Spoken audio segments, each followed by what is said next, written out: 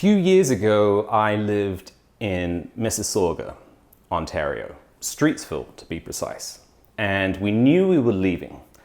And so I wanted to make a video, kind of like a love letter to the town that we lived in, because as much as I don't like Ontario, the GTA, Streetsville was like this redeeming area. And so I made this video because I loved the history of the village. I loved what happened there.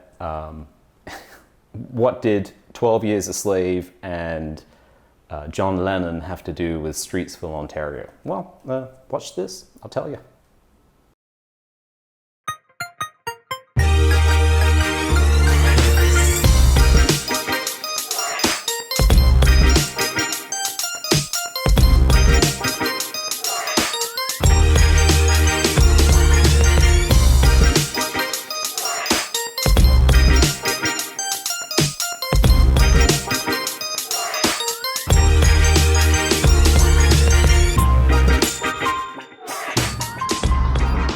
Welcome to Mississauga, or more precisely, Streetsville.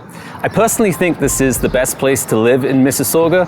And if you're looking to move here or would like to know a little bit more about the place, I'm going to give you a bit of the history and also tell you what the movie 12 Years a Slave and John Lennon have in common with the village in a city. Mississauga is located just to the west of Toronto in Ontario, Canada. However, the city is so spread out, you may not be sure in what part you would like to visit or settle down in.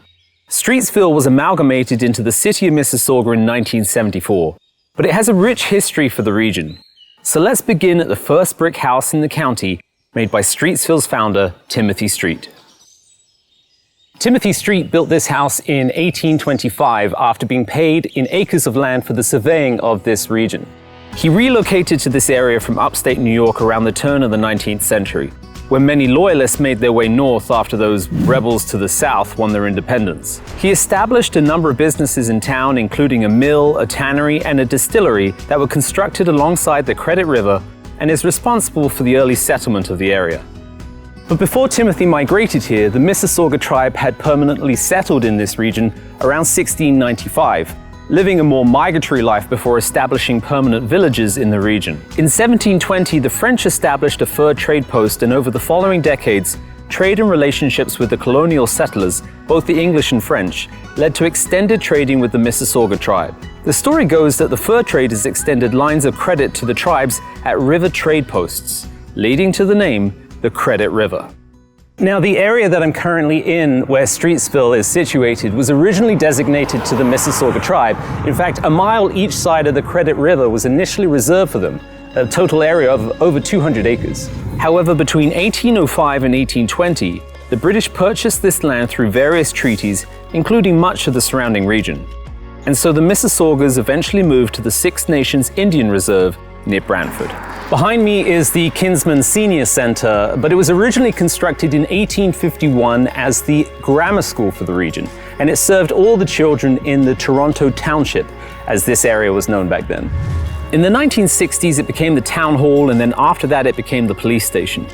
It may well have been in this building in which Solomon Northup, the inspiration behind the well-known film 12 Years a Slave, was going to give his speech on the abolition of slavery when he was effectively chased out of town by some young ruffians in August 1857. And according to a local news report on the event, Streetsville is his last known location, as there was no mention of him past this date. It's likely that he ended up helping slaves achieve their freedom through the Underground Railroad, but by 1860 his wife was listed as a widow in a US census.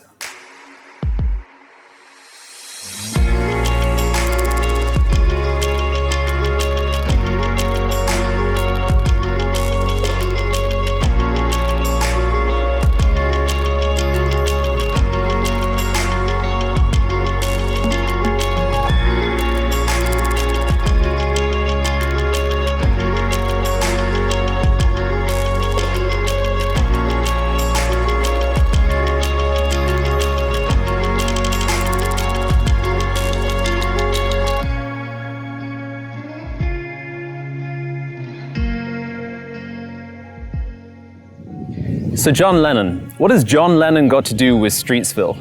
Well, according to some reports that I've heard, he stayed on a farmhouse on the outskirts of town, and that farmhouse belonged to a well-known musician named Ronnie Hawkins. Ronnie Hawkins was famous for starting a lot of musicians off in their careers, including the guys who formed The Band, the group that helped Dylan go electric. And so Ronnie lived on a farm, and John Lennon came to stay with Yoko Ono. Again, according to some accounts, Lennon may well have worked on the song Imagine when he wasn't riding a skidoo around the property in the winter of 1969. Yoko had 16 telephone lines installed in the property because between the two of them, they were phoning the royal family and any other world leaders that they could get hold of to arrange their peace train tour of the region. They later took the train up to Ottawa along with Ronnie Hawkins and his wife to meet with Pierre Trudeau. And I heard that they left a $9,000 phone bill. Again, this is 1969. I heard from another eyewitness account that John Lennon was seen in the backseat of a white Rolls Royce, which pulled up outside of the Franklin Hotel. Ironically, another John Lennon, not necessarily related, purchased the Franklin house and turned it into a hotel in 1876.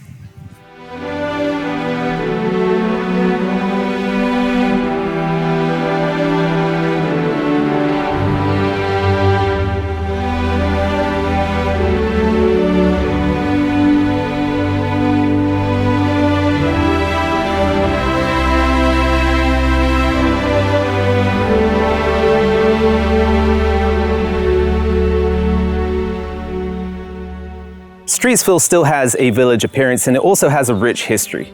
And personally, that's why I think it's the best place to live in Mississauga. It's not perfect. It smells a bit in the summer.